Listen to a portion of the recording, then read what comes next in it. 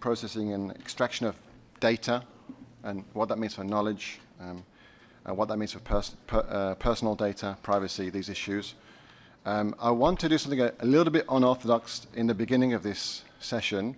I'm not too sure it will work, but I'd like to spend the next 5 to 8 minutes asking you to group into groups of, say, 5 or so. I have one question to ask you. If you can try to group into 5 or so strong numbers. One question before we start the session proper, which is big data. Are you worried about big data? Are you excited about big data, or don't you know about big data, and why? And I wanted to, before we go to the panel and the speakers who have experience and expertise in the field of big data, respect for human rights and business, I wanted to ask you whether you could break out now straight away for a few minutes. Maybe you can help, to bring people together. And to, I ask you one question. Big data, excited, worried, or don't know? So you have basically 5 minutes, and then 6 minutes, and then we come back into plenary and we ask you your results. Okay? Thank you. We have to go. No, we stay here, I think. It's for them. Could you? Do you want to help them, Giacomo, or not? Can we help them? Yeah, to come together. Do you want your notes? Hmm? Do you want your notes? Yes. You haven't got them? But you need...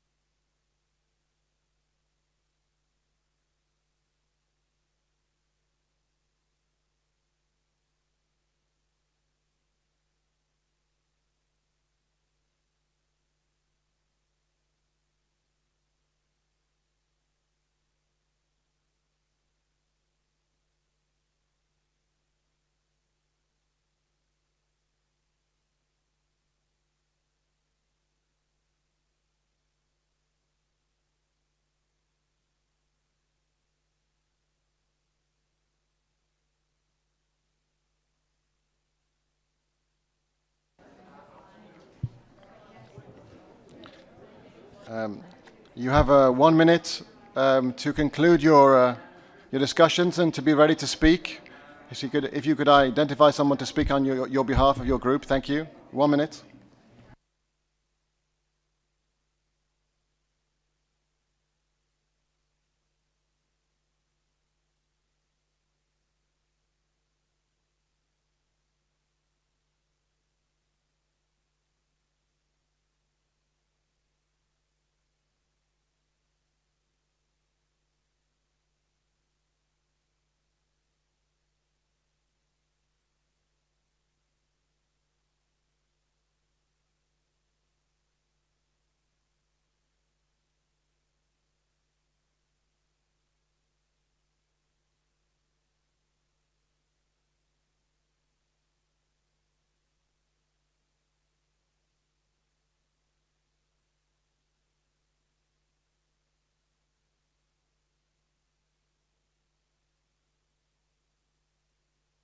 Okay. The time is up. Please, you can now break back into plenary. If I can ask you to conclude your group discussions and be ready to tell us your findings about your discussion about big data. Worried, excited, or don't know, and perhaps 1 or 2 words why. And I'm going to go from left to right, if I may. So there's a group over here who's still talking. Perhaps you can join us. Okay. Could I ask you to feed back from your group very quickly to the question? So, big data, excited, worried, don't know why, please. We had 2 opinions in our group, excited and worried. So basically, and this, to a degree, there was both. For some of them, it was more excitement and worried, and for others, it was more worried and excitement. The reasons are varied. You know, it would take longer to write. Would you explain, please? What can I ask why? Do you have any information why?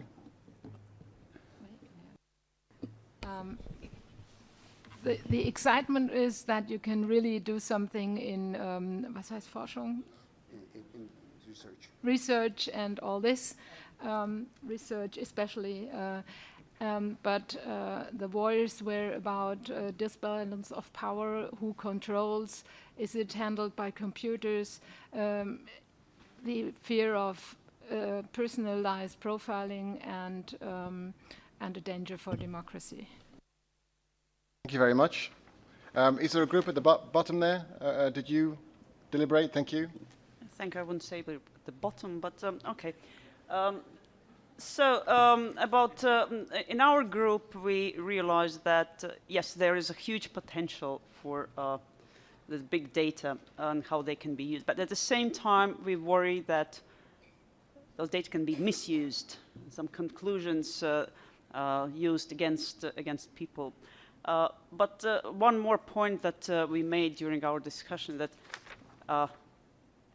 in some areas, in some parts of the world, where they require, when they think about building infrastructure, when they think about better internet connectivity, they do not care about data yet. They care about something much more basic than that. So first, you need connectivity to start even thinking about collecting data and using data. Thank you. First things first. Thank you very much. Is there a group there in the middle row? Did you come together? Did anybody here? No? No one at all? Anybody? No? Further down, did anybody deliberate here as a group? In the middle? Don't be shy. Please. Thank you. Okay. I think our views were very similar to the first group over there. We were mostly excited with a touch of nervousness for very similar reasons. The nervousness being around, issues like who's controlling the data, concerns about data breaches which are prevalent. Will personal information be leaked out? Will personalized profiling occur and be used for things like, say, raising insurance premiums or the like. So those were the areas of concern, but you know, excited about the possibilities. Thank you very much. Anybody here, did you come together? Slobodan, others no? Yes? Briefly, thank you. Yeah, we had very similar kind of very mixed feelings about a lot of stuff. Also, the notion that personal data is becoming something that might not be possible because you're more identifiable through the big data, but on the other hand, in health and a lot of things we already do require that we have these data. So there's a lot of potential, of course, but a lot of worries similar to this. Okay, thank you very much. Thank you. I'll come round here to this group. With anybody here wants to speak? Thank Consciously, cautiously optimistic was the result. And I'd like the team members for the positive side to say something about the potential from your Kenyan perspective. I think we saw a lot of potential when it comes to big data because, one, we're able to leverage technology, and coming from a country like Kenya, there's lots of advantages for us to benefit from it. And I think that given the move towards data protection and data protection legislation, the worry can be mitigated to some extent, and so my excitement remains up. Thank you very much. Anybody else? No? Yes, I represented a more pessimistic voice of this group because we leave behind such a growing number of an amount of digital traces, especially with the advent of the Internet of Things, and the proper handling of this data is not guaranteed. So that's why we ended up in cautiously optimistic. Anybody else? Thank you. Any other groups there which formed further along? Does anybody want to? Please, Jenny. Yeah, we also had both camps on board, basically. On the one hand, we see that there is potential for big data, especially for businesses to develop new, innovative, personalized services with data, with big data. And on the other hand, as a consumer or a citizen, we are worried about the extent and the volume of data collection, leaving traces. So the key word was transparency here, and also remedies for users to be able to access their data, to object and say no to data processing. When it comes to businesses, I think we also briefly discussed the question of data retention and the question of who should pay for the server capacity, if I understood correctly, and the question of who should be able to access that data. Thanks. Thank you very much. And I think we're now on to the final group, if I may, please. All right, so similar feelings. So on the one hand, we're excited. On the other hand, we can be a little cautious. I think the start of the discussion was that you can deploy big data technology. I mean, big data as such, the quantity of data is not necessarily relevant. It is what you do, the insight that you get, that it can be exciting, and it can also, be from an ethical point of view or maybe from a legal point of view, be questionable, depending on the practices out there. Did I summarize that correctly? Well, really, thank you very, very much for those reflections. That really helps us to break the ice and to get going. I really want to now invite the speakers to come and maybe to reflect on what you said when they intervene with short statements to react. First of all, though, I want to say why we're doing this event, and I want to pass straight away very quickly to Giacomo Mazzoni and to Remy Friedman from the EBU and from the Federal Department of Foreign Affairs of Switzerland to say why we organize this session together. Giacomo, please, very briefly. Thank you. Thank you. Yes, this is the open forum of the EBU that we shared with the Foreign Affairs Ministry of Switzerland and Council of Europe for a very simple reason, because there is a question to which we don't have an answer, and we don't think that the answer can be delivered only by one part of the picture. We need to work together to find a solution. What's the problem? The problem is that, as you know, the consumption of audiovisual material and any media material is more and more shifting from the linear world, the television, the radio, the newspapers, into the online world and on-demand world. So this is completely different panorama in which we are experienced as broadcasters, as media organization, to have data that sometimes are very sensible data about our viewers, our readers, our listeners. For instance, if I switch off when there is a right-wing political party exponent on the television, very likely I can imagine that this person doesn't share this idea. So we are in the field of the sensitive fields that need to be protected. So this for us is a big concern, especially as public service broadcaster. We have to be very attentive to this and how to deal with that. And the main problem for us, and then I will pass to the others, is that when we discussed, we are working since some months to an idea of a charter. My colleague is here, so she knows how difficult it is to work. All the members agree on the principle, but then they come back to us saying, okay, I can guarantee that I will not share the data that I own, but when somebody comes to a program through a Facebook page, then the data and information relevant are going through a gatekeeper or through a third party, then I can engage for myself. Well, what happened to the third party in the middle? He will stay silent, he will keep this data as private, or he will use on his own way. So this for us is a concern, and we are looking for other part of the industry to see how they regulate or how they try to solve the issue on their side.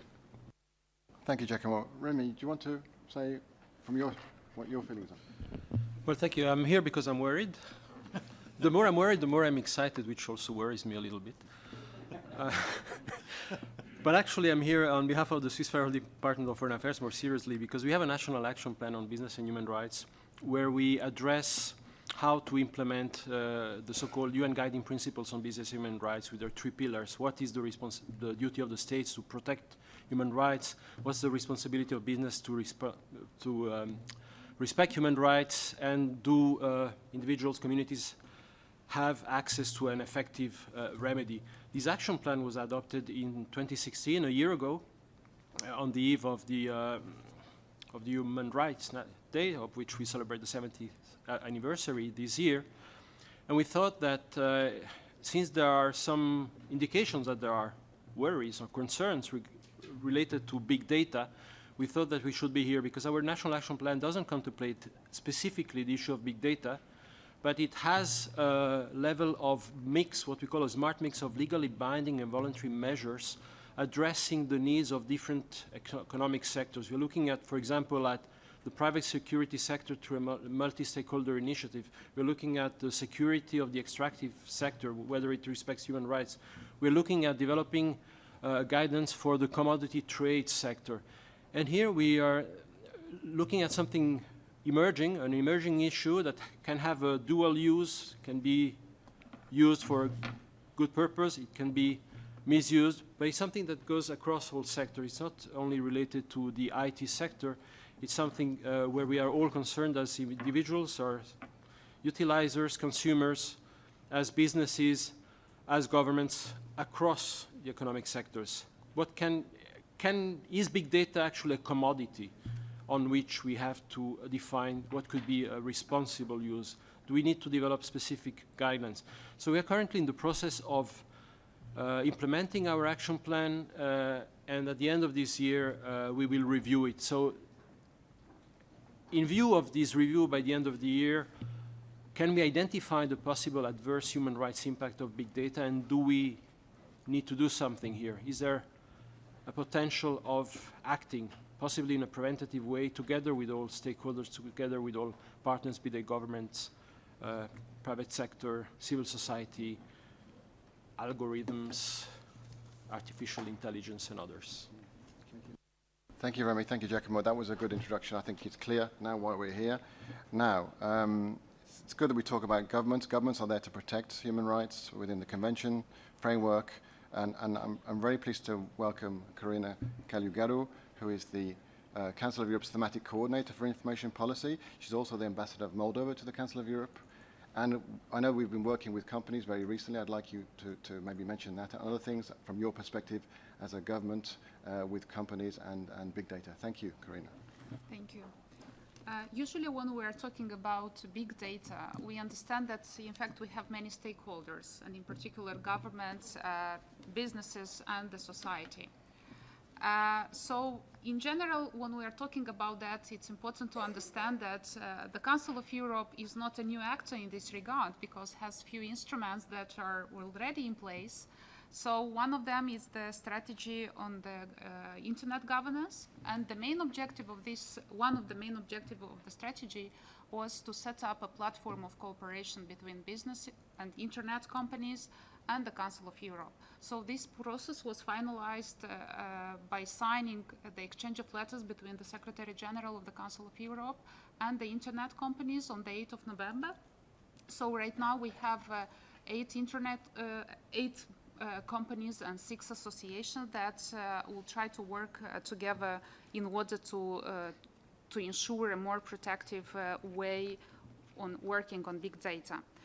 At the same time, for us, it was really important to see the willingness of the internet companies to work with the Council of Europe on the issues that are concerning all of us.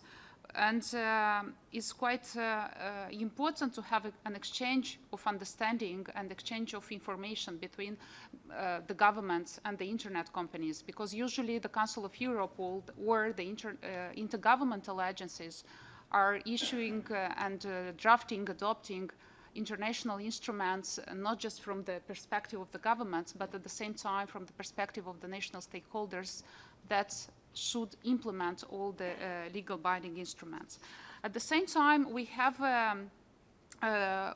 another instrument that is already implemented and is open-ended for other countries, not just the members of the Council of Europe, and I'm talking about the Convention 108, that is dedicated to data protection. And the convention currently is being modernized, in fact, it shows up by exceeding of other member states a clear potential to become a global treaty for data protection. In general, when we are talking big data, we have to take into account that we have many actors, but at the same time, this knowledge is ensuring the way to think about the new mechanisms, about the new procedures, and even more about the rights that have to be established, because we have many stakeholders that are in this process. And at the same time, we have new even knowledges or new terminology as privacy by design, privacy by default, requirement of privacy impact assessment. And I think even for the governments, but at the same time for the civil society, it's quite difficult to digest.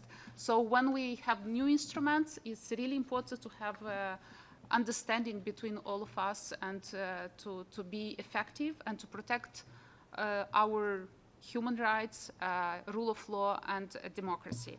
And in this regard, we have as well the new guidelines on the protection of individuals with regarding to the processing of personal data in a world of big data that was adopted in January this year.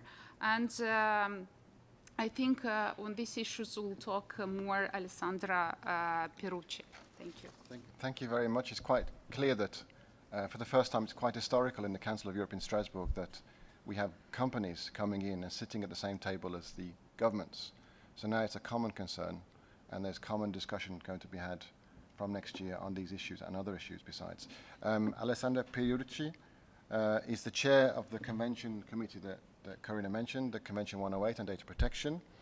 I mean, Alessandra, we've been talking a lot about big data slipping into privacy and personal data. I'm a bit confused. Can you help to explain in your introduction? Thank you. I will try to do that. Thank you very much, Lee. Yes, I'm here in my quality of the chair of the consultative committee of Convention 108, which has been already recalled. It's the Council of Europe instrument for data protection, and it has let's say, two unique characteristics.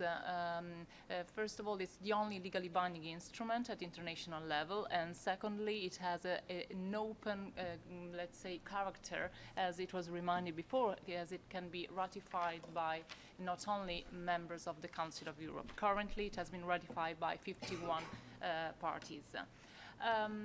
As said before by Corina, the Convention 108 is currently undergoing a modernization process.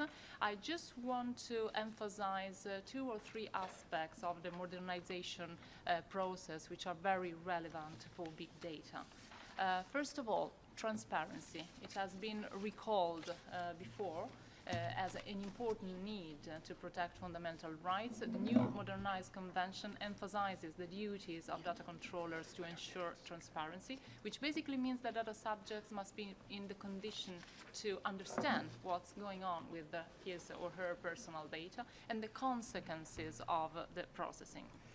Second element, which was also mentioned before, by the audience, the new convention introduced the new rights, like the right to object to data processing, the right not to be subject to automated decisions, which again is very much linked to what it was observed before in terms of who controls data processing, who controls big data. And also the right to know the logic of the processing has been introduced by the new convention. Again, this somehow answers to the concerns related to the possible opacity of big data. Plus, data protection impact assessment and privacy by design have been introduced as new elements of the modernized convention. As mentioned before, our consultative committee adopted in 2017 guidelines on big data. Let me just spend one word about the kind of approach the consultative committee had towards big data. I was trying to figure out, after Lee was asking the question, are you worried or are you excited about it? What would be the answer by the consultative committee? And I would say that it would reflect more or less what we heard before, a kind of mixture of the feelings. So on the one hand, the awareness of the fact that big data can create a lot of innovation, social added value, etc. But at the same time, the awareness of the possible risks which may be caused by big data in terms of marginalization of the individual in the decision-making process, or even discrimination, as it was mentioned before. In respect of your question, Lee, whether big data should be considered personal data, well, again, that was something that we discussed about a lot, and the answer is actually given by the guidelines themselves. So when it says that not always big data are personal data, but in a good occasion, in a large spectrum of cases, it is the case, it is personal data, and it is very, very important to ensure that all the safeguards for the protection of fundamental rights are adopted. Let's say that the guidance that was adopted by the consultative committee is a general one, which means that it will be possibly complemented by other instruments, in particular sectors. And the idea of these guidelines is to promote, and I'm going back again to what was mentioned before, promote, let's say, an ethical and socially aware use of data, by asking those who are elaborating such kind of processes to evaluate in advance the kind of impact also on from an ethical point of view, a social point of view of big data on individuals, and I would say also on society. This kind of preventive approach was emphasized also by the fact that the guidelines, as in the modernized convention, require data controllers to, again, carry out a data protection impact assessment before the commencement of any processing, to eventually, so to evaluate the risks of big data, and to eventually adopt the appropriate safeguards which avoid discrimination and potential potential impact on fundamental rights. Just to conclude, the guidelines also emphasize the role of human intervention in this kind of processing. The idea is that the data subject should be able at least to challenge a decision which may be completely obscure and opaque. And I think that I exhausted my slot, and thank you, Lee. Thank you very much, Alessandra. Now we have we're going to move swiftly to the business sector and to academia, and then back to business. We have Philippe Coudray-Moreau from XScale. Now, from a private sector point of view, what's your take on this discussion so far? I know you have some examples to share with us, but if you could, please. Thank you. Sure. So I have a couple of slides. I don't know if we can project them. So my goal in less than 5 minutes is to give you a bit of an overview of what we do in big data these days. So I'm a technical person, and I've been working on big data for about 10 years. And let me give you the big picture, basically, in terms of the pipeline and the techniques. So next slide. So that's the idea, right? The idea is very simple from an industry perspective. You have data, or we have data as like companies, right? Any reasonable company has a website, has customers, and we have data. If you basically marry this data with the right technology, then what you want to get from big data is what we call actionable insight, right? You don't want to get an average, a variance. You don't want to get a mathematical formula. You want to get some insight about your business on which you can act. Why? Because you want to optimize your processes and basically make more profit. Next slide. What can you do with big data? You can do all sorts of things which are listed here. You can do the traditional reporting, the monitoring, right, finding patterns. What people focus on these days are the two slots, classification and prediction, right? You want to classify items into various classes. We will talk about customers, right? You want to classify customers into different classes, and you want to predict, right? It's impossible to predict the future, but what you want to do is do a model based on past data, and then basically have some likelihood, some probability on what could happen, basically. Next slide. And so that's the big wave right now. It's to basically learn those models based on past data, right? That's what we call machine learning. That's what we call artificial intelligence these days, right? So the idea is fairly simple. You take past data, and then you're going to do, it's the second point here, what we call supervised learning, right? You're going to build a model, but not on, out of thin air. You're going to build a model based on those past data that you've stored. Next slide. And there are 3 generations of models you can use. Yesterday, we were doing descriptive models, so basically models which can describe the world. Today, the big wave is on predictive models. Again, you want to predict the future, right? And what we are trying to develop is, to some extent, prescriptive models, right? Basically, models which can describe the phenomenon, which can predict something, but which will automatically also take some action, right? Next slide. That's basically how it works from a technical perspective. I will spare you the details, but basically you have different sources of data on the left. We ingest those different sources of data into what we call a data lake, and we store all the raw data in this data lake. And then, based on this data lake storing all the data, we will interact with the data, visualize the data, and in the end, create those models on the bottom of the picture. Next slide. And in terms of success story, I guess that's why we are all here today, modeling users has been a very big and a very successful story, right? If you think in terms of Facebook, Google, that's basically how they get most of their revenues. They model their users using their personal data to place some specific ads, right? And it's also what you can do online for personalized coupons, in the stores to place the products. You can use personal data to decide what kind of content you will generate, like Netflix. You can do personalized learning. You can do all sorts of applications. Next slide. And here comes the key issue from my perspective. So it's a bit technical, but basically what I described to you so far is the typical process of data science, which we do today, which is very iterative, which is an art, right? We don't know in advance how we are going to build the model. We also don't know what kind of model it's going to be, right? We have to iterate like dozens of times to build a model which can then be used to optimize some kind of business elements, right?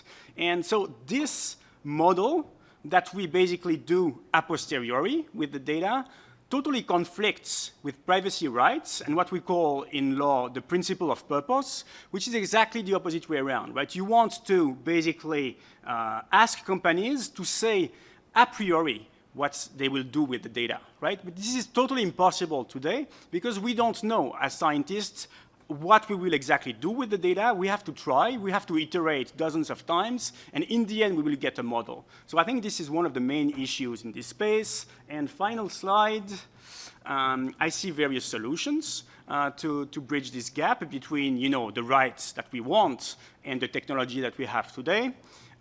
First, previous speakers have already talked about it. We need transparency. We need transparency yesterday, right? I know a bit what the big internet players are doing with our data. Most people don't know.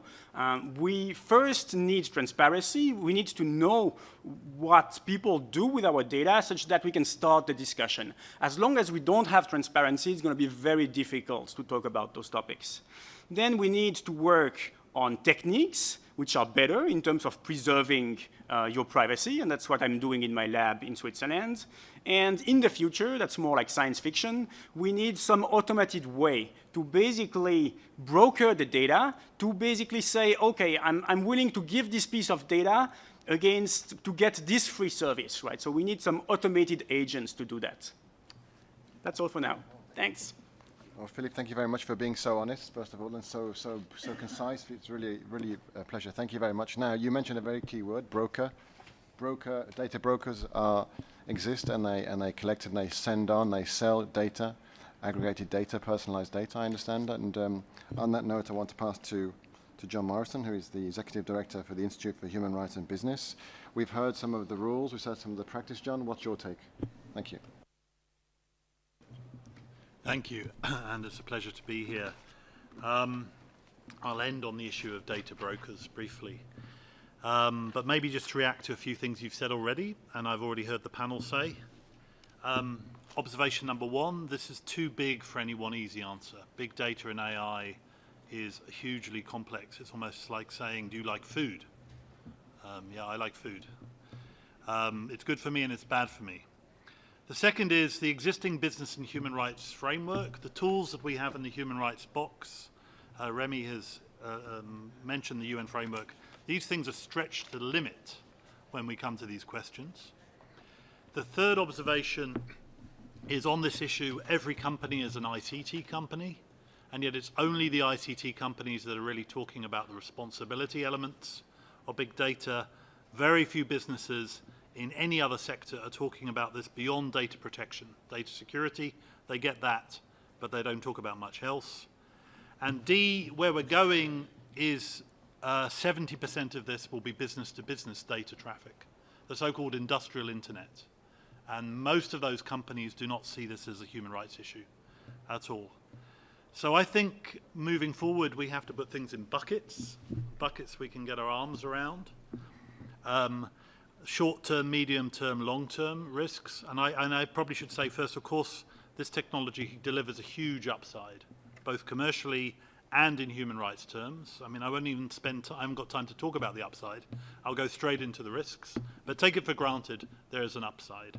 Okay, blockchain, etc., supply chains, there's a lot.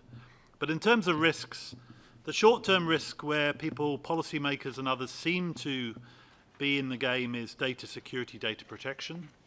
There are laws there emerging. But the medium-term risks are the ones that several of you in the room and several of the panelists are hinting at, which is where data and algorithms sort proactively and deliver business solutions which perhaps were not envisaged at the beginning. So think about recruitment. Think about the apps for choosing your tenant if you're a landlord. Don't assume for a second that algorithms don't discriminate. Algorithms are designed to discriminate. That's the purpose of an algorithm. What happens if the algorithms discriminate overtly or covertly in ways that which would undermine human rights norms? The second example would be consumer data. Consumers have been handing over huge amounts of data for years in exchange for a number of coupons. What happens when that profiling is used to steer their behavior and influence them?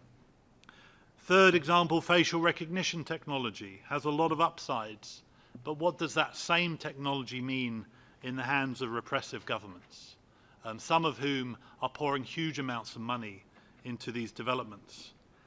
And then the longer term challenges are almost existential.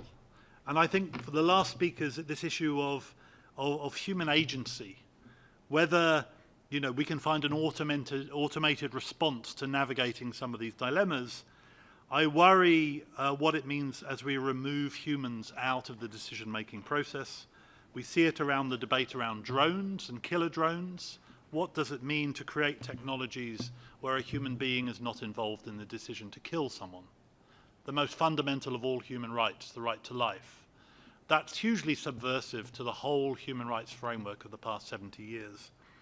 As is the dampening effect that this data being held and us not knowing how it will be used now and in the future will have on freedom of expression around the world. So I think in the longer term, this technology, whilst it is hugely positive, unless we get our arms around it, will have a hugely disruptive effect on the international business and human rights, well, the international human rights framework. So the way forward, law will help us to some extent. Law is important. Council of Ethics, collective action around some of these concrete dilemmas are important, I think, as well.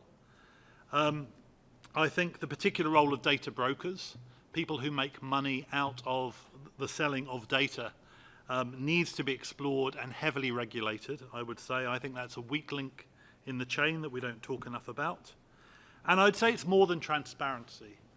I think it's about consent, free, prior, and informed consent of all of us in terms of how our data is used. And until we develop a model of meaningful consent, not tacit consent, I think we won't bring the population with us in this debate. So sorry, a very brief outline of some ideas. Thank you, John. Thank you. That's excellent. But let me ask you, worried, excited? I'm a bit like Remy. I worry that I get excited when I'm worried. Well, that's clear. Okay. Thank you, John. Now, Microsoft, Bernard Shen, Deputy General Counsel, a big player. What's your take on this discussion? What's Microsoft's take on big data? I mean, can you enlighten us? Thanks. Thank you very much for the opportunity. My work at Microsoft focuses on human rights issues in our cloud services, free expression, privacy, and AI and human rights. So I'm going to address primarily two things, how business can think about the impact of the use of AI and big data on human rights and how we can address it, think about it, and mitigate the human rights risk. And then secondly, how we can also as a society truly unleash the potential of AI for global good. But before I do that, I want to kind of unpack what AI is a little bit.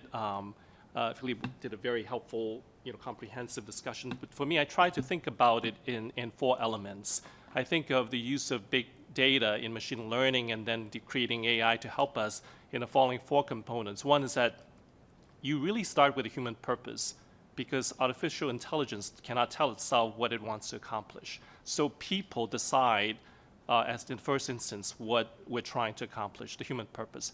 And then you have to decide what's the relevant data that's going to help you. You find and use the relevant data sets to then feed into these mathematical models or machine learning that can analyze the data, learn from it, and then create a model that can help you then make future decisions as future data comes in. What do I mean by mathematical model? I try to understand it by thinking back to high school math. We all had been sitting in class and look at these graphs, x-axis, y-axis, trying to do scientific discussion about the correlation relationship between two variables. So we're told to plot it on the graph, x-axis being one variable, y-axis being the other variable. You collect data, you plot it on the graph, you draw a line through it, an algebraic equation, and that's the relationship between x and y. I know I try to forget about that stuff, but I find it helpful to harken back to those days to think about it. So that's kind of a mathematical model, a very basic one, to help you explain the relationship between two variables, teach you what the relationship is, you build a model, then can help you make decisions going forward. As more data comes in, now if X is that, then Y is likely to be this. So that's the outcome. You have a model that can help you make decisions going forward because past data taught you how to build this model. And because of the limitation of time, I'm going to quickly talk about like two of those things and how it can impact human rights. In terms of human purpose, obviously the first question business should ask is, what are we trying to accomplish? Are we trying to use this technology in a way that is for legitimate good purpose? Or, are we trying to do something that is, do harm or even illegal? Obviously, we don't want to do that. But even where your purpose is positive and constructive, there's then the issue of whether there are imperfection in the application of the science. So then you have to look at the other components. For example, we talked about data, so let's look at data.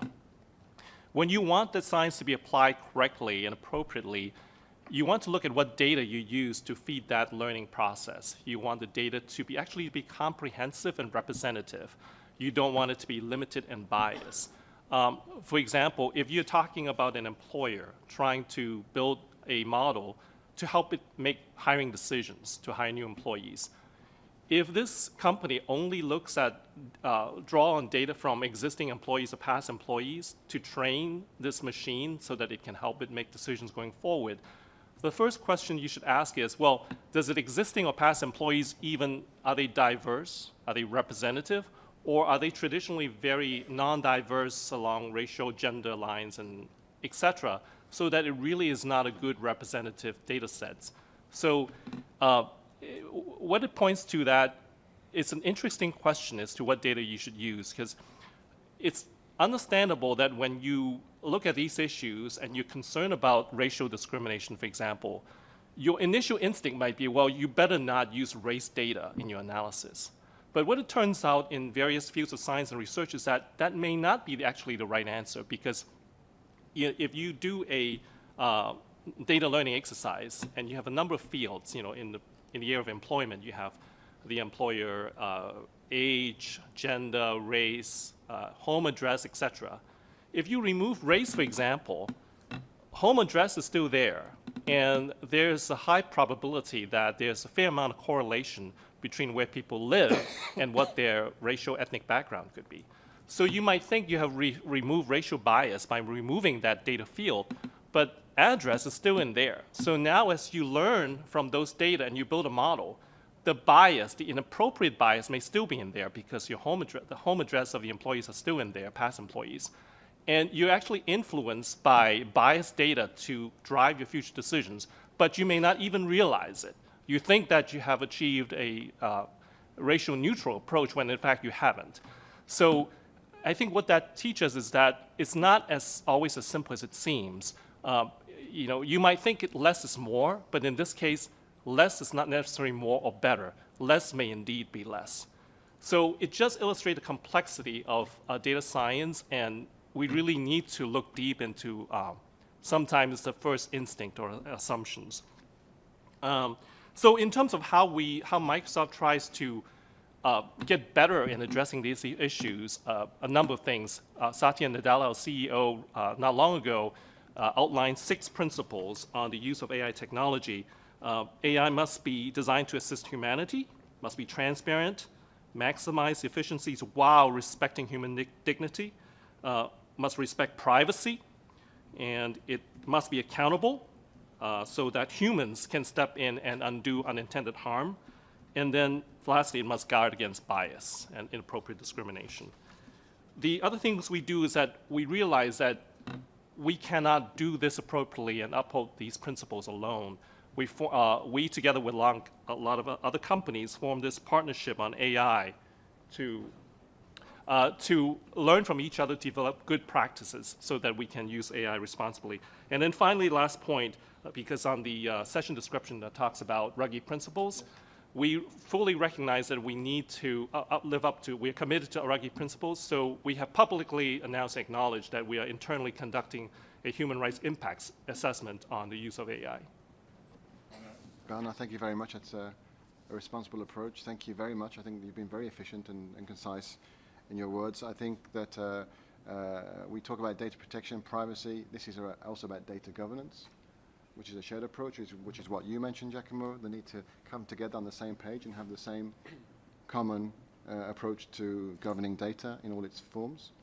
Now we have 6 minutes left to the end of the session, plus I would say 10 minutes more if you wish to stay on, which gives us 16 minutes. So I'm going to open the floor to you. You have the chance to speak to the experts. Let's have a discussion. You already discussed, but let's open it to you, and then we'll come back to the speakers, and then we'll go for wrap-up with the three organizers. So anybody want to come in from the floor?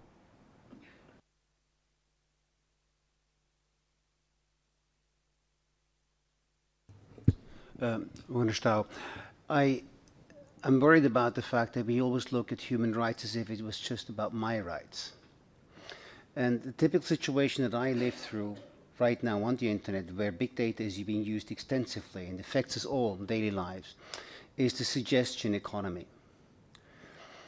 And that suggestion economy is driven by a massive invasion of privacy, but the tool is not the individual directly. Mostly it is the Judas principle. Sell me your friends, get a free gift. It's not my data that I'm asked to give. It is other people's data. And what's actually being done with that data seems to me not to match what we just heard, of somebody trying to analyze it and get to a good conclusion. What is behind is a robot making decisions. It is not a human making decisions. It's a robot. Actually, many of them, but let's say they tend to be the same thing. And they make those suggestions. They make so many suggestions that no human person ever, and nobody can understand what this thing does.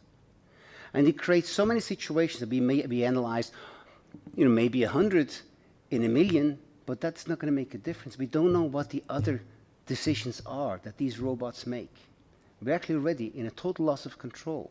But it's worse than that. It makes money.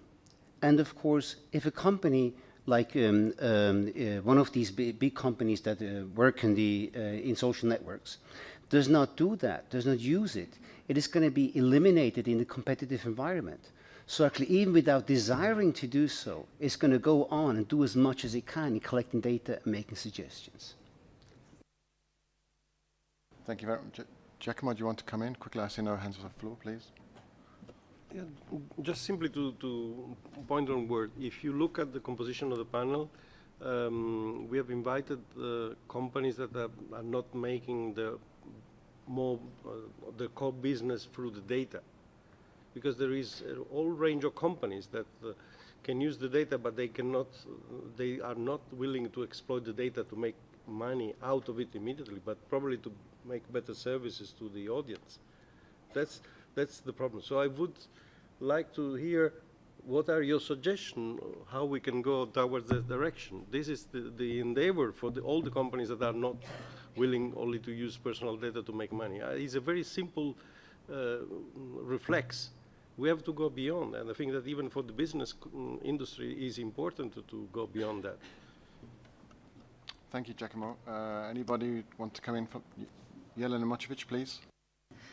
Thank you very much, Jelena Močević. I would like to come back to this artificial intelligence and bias in big data, because the only way to remove bias would be to remove the human dimension. There's absolutely no way that you would keep the human dimension and still don't have bias. So there are basically two possibilities. One is that you have artificial intelligence that is powerful enough to take into account all big data and then remove the bias, and then we are left with what we get. Whether we as humans will understand it, that's another question. question.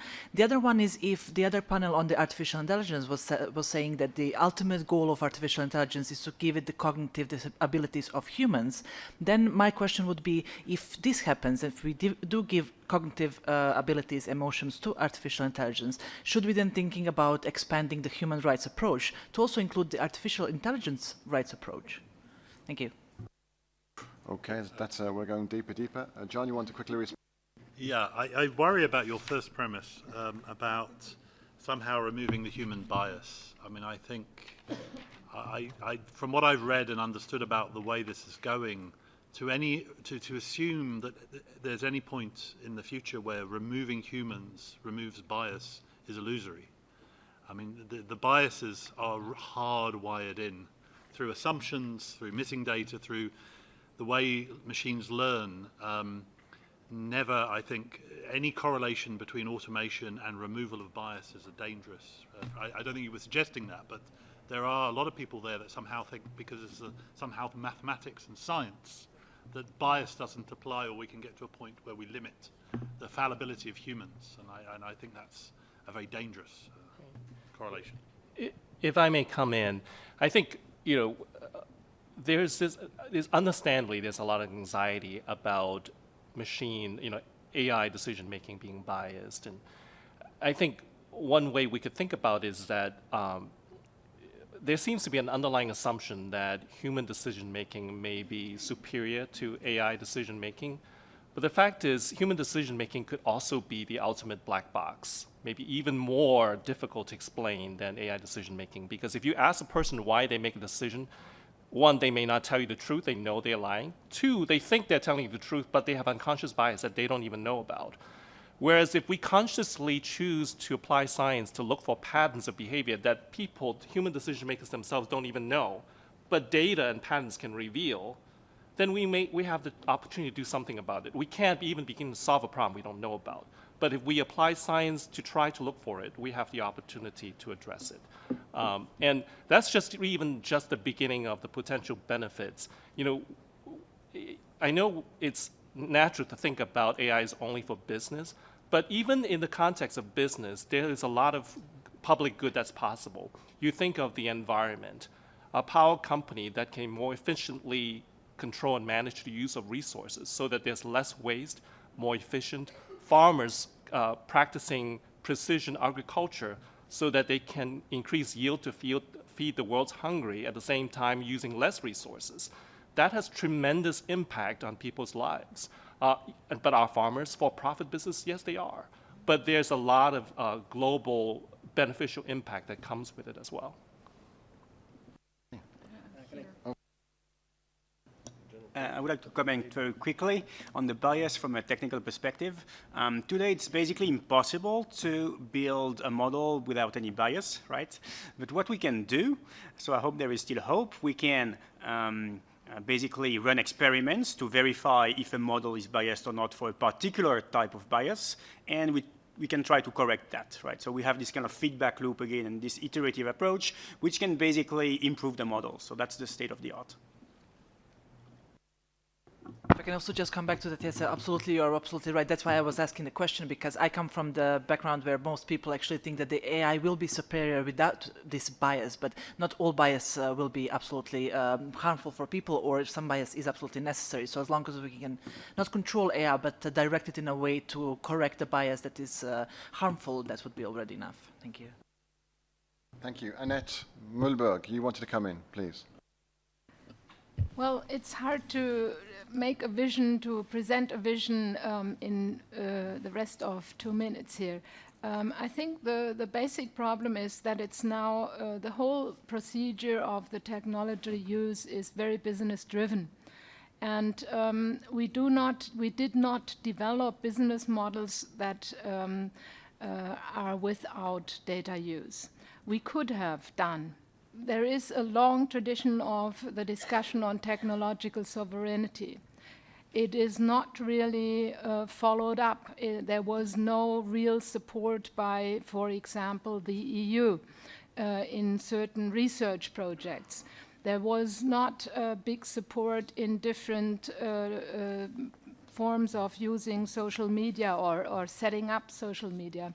So the alternative to make a real good vision takes a little bit longer here than it would, this is not possible now. But I think what we have to be aware of, I don't think it's so much about bias and AI. It is about as soon as you have a personal profile, this profile can be used against this person in a political way.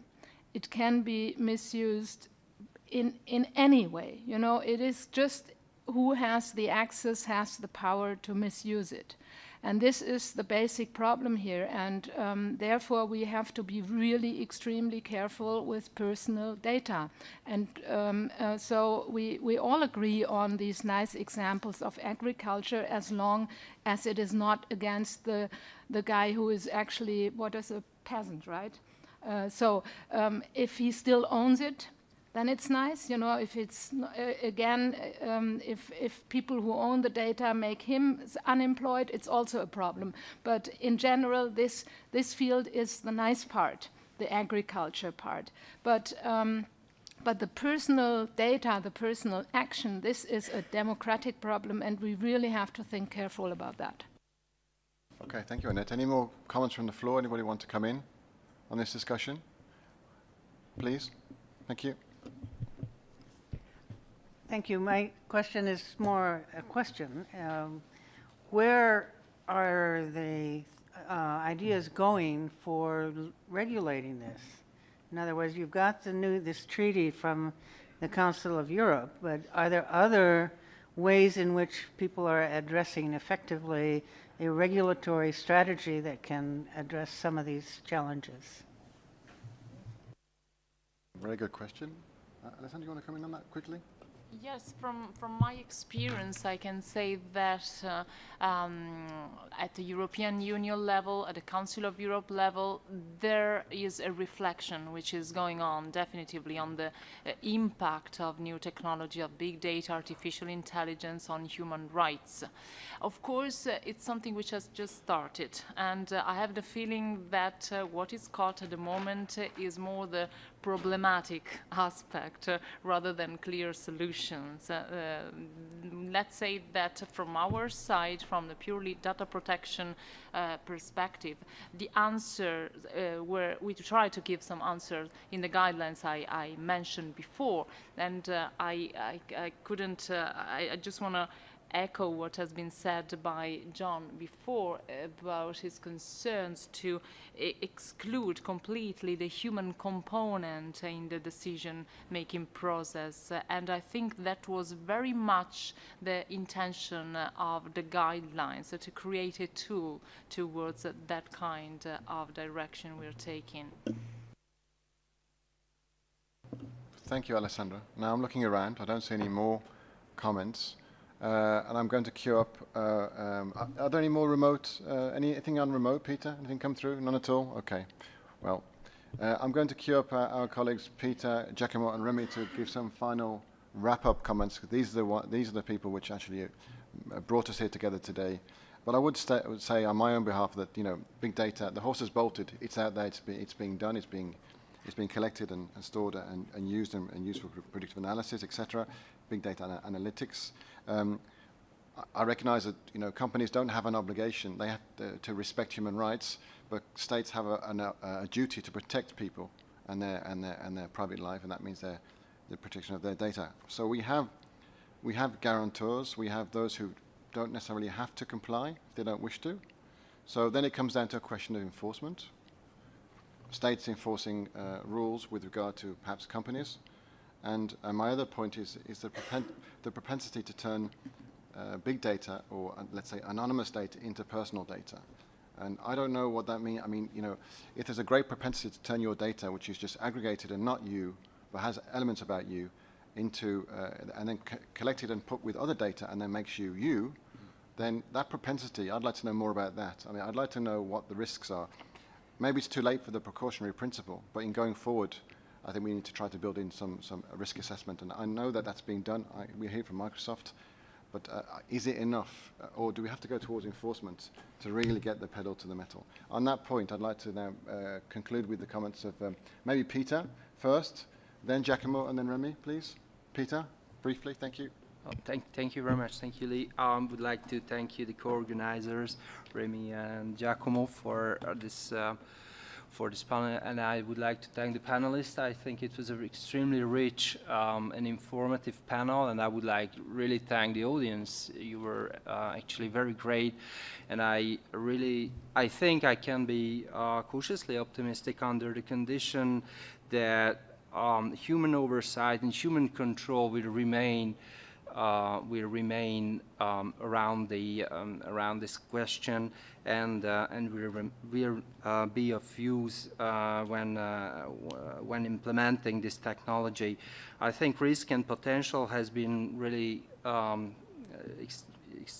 extensively portrayed here as to the legal framework, the current actual legal framework, which is very important and very relevant. But I also think that and the panelists touched upon the self-regulation and exchange of best practices when it comes to technology, business practices would be really recommended here, as well as creativity.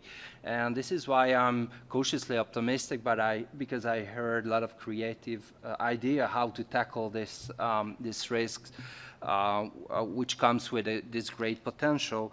And I would like to conclude by saying that Council of Europe and Data Protection Unit of the Council of Europe will always remain open to bring this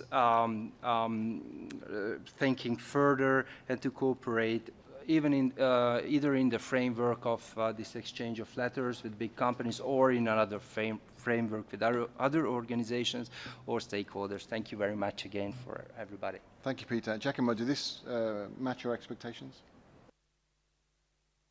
Always the expectations are bigger than, no. Expectations are always bigger than what you get, if not what you do tomorrow. So I think that I got a lot of excellent feedback. The first feedback is that the mixed sensation that we have when we have to deal with data are the same feeling that we have on your perspective. So it means that we are right on the point. An opportunity that is too good to miss, but we have to be very cautious because at the moment we are missing this opportunity, and I think that we are missing the point of trustness. If there is no trust, there will be no progress. It's for all technological things has been like that. The credit card were not flying until the day that you were not safe at 99% that you will not be stolen. And I think that the use of big data are the same thing. We will not really have an environment that will a relation built with the people if there is no trust at the end of the day. So I think that this is a shared feeling, and I think that we have to work a lot on that. I think that we can restart this discussion at the end of February when we have the big data conference of the public service broadcasters here in Geneva, and I hope that some of you can be back with us to continue the discussion there, because we need all the expertise and all the advice on that. Thank you. Thank you. Remy, you have the final word. More excited, more worried, or don't know?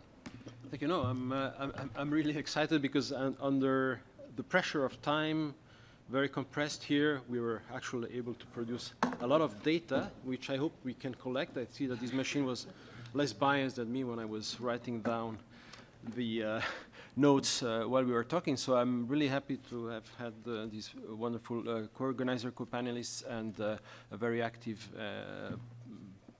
audience in this interaction. I think there are some elements here where we have identified risks that we are all aware and conscious of, and maybe that's also something that needs to be transmitted to the next generation. I think the youngest and the next generations will certainly, those who actually were born with the technology, they have this trust, and this trust in the machine is not necessarily something that doesn't come without risks. And if we can do some work now and also address some of these issues across different economic sectors, raising awareness that also companies that are not IT companies are also IT companies and have a responsibility. If we can engage in a dialogue, and from my perspective, from the Swiss government, together with other representatives and across within the government, but also with the sectors that are of importance here, but also engaging with other governments active with international and intergovernmental organizations on how possibly the business human rights framework can be useful to address these risks and maximize the positive potential of the use of big data, then I think that's a good program, an ambitious one, and one on which we could possibly be excited. So thanks a lot. Okay, thank you very much to all the speakers, to the organizers. You were very eloquent. I really appreciate it. Thank you. Thank you to you for coming, for staying on, and for your questions and for dialogue. The meeting is closed. Thank you. Bye-bye. Hello, just one announcement. We are looking for a black ladies' purse with a silver clasp. If you see anything close by, can you please let us know? A black ladies' purse with a silver clasp. It has my passport, which is why it's a bit important. Thank you.